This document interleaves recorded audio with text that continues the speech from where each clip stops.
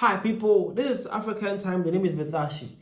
Well, so my South Africans, something is happening or something happened, and I want you guys to see what is happening. So shared by the African First people, they say Ghana's president Mahama says US President Trump unfounded attack on South Africa's president Ramaphosa was an insult to all Africans.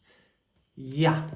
Finally, an African president has started to defend and talks about what happened between Cyril Ramaphosa and then Donald Trump at the White House. Okay, man is saying that the unfounded attack on South Africa, President Ramaphosa, was an insult to all Africans.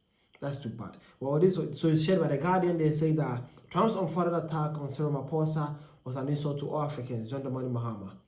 If we want to solve injustice in Africa today, we cannot forget the injustice that shaped our shared history. John Dramani Mahama is the president of the Republic of Ghana. So that's it. That's what the Guardian are saying, though. This is a true story from the Ghanaian president, his President Mahama, towards Donald Trump, how he handled the issue with Ramaphosa at the White House concerning the genocide issue. Okay. Well, this one says this gives hope to the African people, more especially coming from Ghana, the home to the true Pan-Africanist Kwame Nkrumah. Salute President Mahama.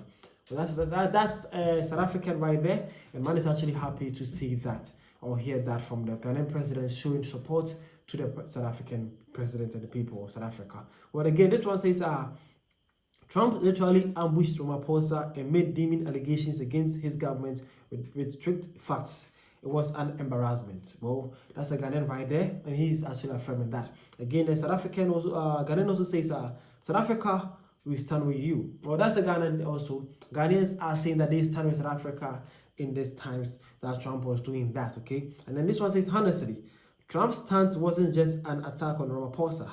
It was a slap to Africa as a whole rep. Mahama saying it loud means Africa ain't here for that colonial era throwing anymore. Well, that's African being happy and being solid behind Ghana's president's speech or his statement against Trump when he actually ambushed Ramaphosa at the White House to discuss that genocide claims that was being spread by the White House, and then Trump himself on X and all his social media platforms saying that there's a white genocide happening in South Africa, and all he proved that he shared were all found out to be lies. Again, this South African came and said, my high school teacher was Ghanaian. Genuinely, good people who come to SA to work. He's retired now and moved back home. I've never had or seen a bad encounter with a Ghanaian national.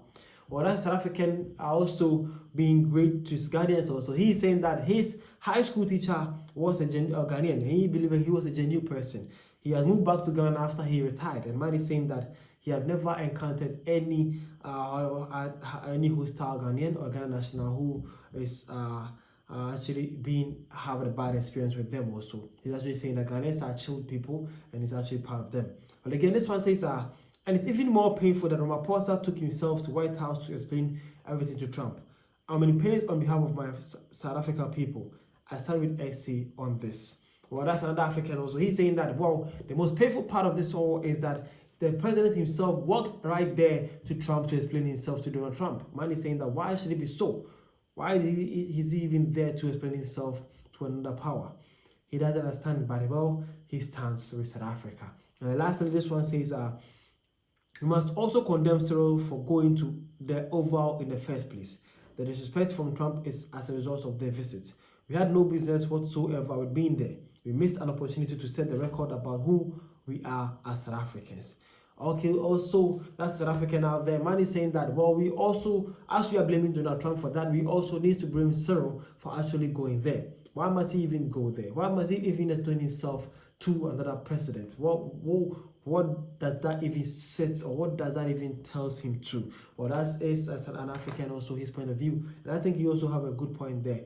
He does. He also have a good point there. But in all, it's actually good. And then, well, we are having a peaceful time now. At least, so actually going there have actually set the record straight, and then it have been peace. And it's been long since I heard the Donald Trump Twitter page or Donald Trump actually saying anything about the South African genocide issue now. I haven't heard anything like that. Well, things that man have actually accepted it and have understand that South Africa is not having anything as such.